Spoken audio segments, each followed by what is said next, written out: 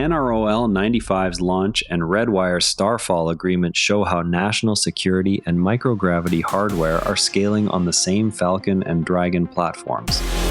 This is SpaceX Daily, Episode 61. A Falcon 9 lifted a classified National Reconnaissance Office payload from Vandenberg Space Force Base.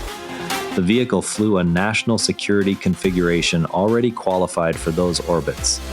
NRO is maintaining parallel architecture tracks ahead of its 2026 satellite fleet. The mission adds another flight to the cadence of Starshield-derived hardware serving government customers. The same Falcon and Dragon family now supports dedicated commercial microgravity work as well. Redwire signed an agreement for biotech and pharmaceutical payloads on the Starfall re-entry vehicle. Starfall is a Dragon-derived capsule built for rapid sample return from orbit. It retains Dragon's Pika X heat shield and recovery systems while trading internal volume for a dedicated service module. The contract broadens commercial access to Dragon-class hardware beyond crew and cargo missions. While Starfall sharpens re-entry economics, a recent Falcon upper stage disposal run produced an unintended lunar impact. SpaceX confirmed the Falcon 9's second stage reached the lunar surface after a disposal burn shortfall. Chinese and South Korean orbiters recorded the dust plume and resulting crater. Telemetry matched pre-impact predictions, and engineers are now reviewing the burn parameters for future CIS lunar profiles. The event marks another case of Falcon hardware reaching CIS lunar space after primary mission completion. The same simulation and telemetry demands behind these high-energy profiles are driving internal compute growth. SpaceX plans to expand its internal computing resources more than five-fold. The build-out targets simulation, telemetry processing, and on-orbit data handling for Starlink and vehicle testing. No specific vendors or rack counts were released with the announcement. The increase aligns with rising demands from constellation operations and ongoing test campaigns. Community trackers noted the 3-day 20-hour pad turnaround at SLC-4E for the next flight. Falcon 9 booster B1093 is scheduled to fly its 16th mission on the Starlink 17-38 launch from Vandenberg.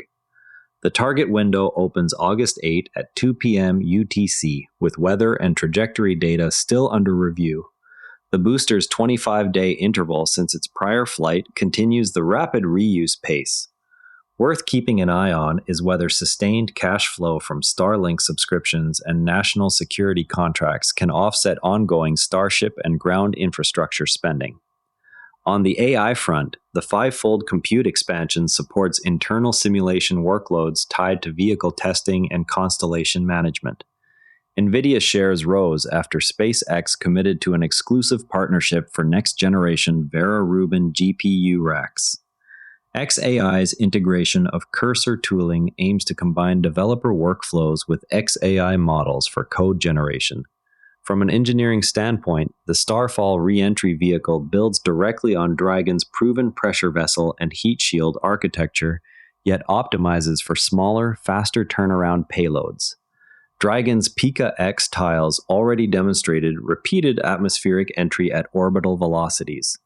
Starfall inherits that material selection while reducing overall mass to allow dedicated missions rather than sharing a Dragon trunk.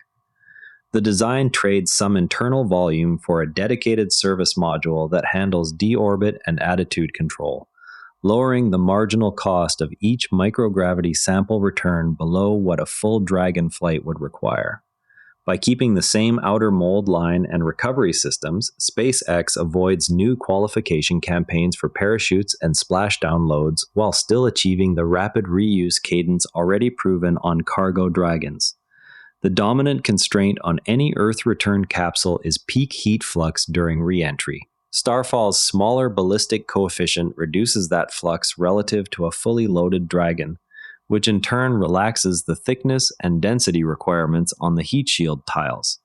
The resulting mass savings can be reinvested in additional payload or propellant margin for the deorbit burn. This mirrors the same mass fraction logic that drove Falcon 9's first stage recovery. Every kilogram saved on the thermal protection system directly increases the useful payload that can be returned rather than expended. The next engineering milestone to watch is whether Starfall can demonstrate a turnaround time measured in weeks rather than months between flights. If the vehicle reuses the same pressure vessel and avionics across multiple missions, the per-flight cost floor approaches the raw material and propellant cost of the service module alone. That cost curve determines how many dedicated microgravity flights the platform can support before commercial demand saturates the manifest. SPCX closed at $114.92, up 4.5%. Before we go, the August 8th Starlink launch from Vandenberg will test whether B1093 can extend its reuse record. That covers everything worth knowing about SpaceX today. A quick rating on Apple Podcasts or Spotify goes a long way. I'm Patrick in Vancouver. See you tomorrow. This show comes to you from the NERA Network. If you want another sharp daily briefing, Modern Investing Techniques has you covered. Modern strategies for Canadian and U.S. investors. All our shows are free at neranetwork.com. Prefer reading? Today's full write-up, sources, and transcript are on the episode blog at neranetwork.com. Same briefing, readable format. This episode used AI voice synthesis of my voice. Editorial selection and analysis are my own.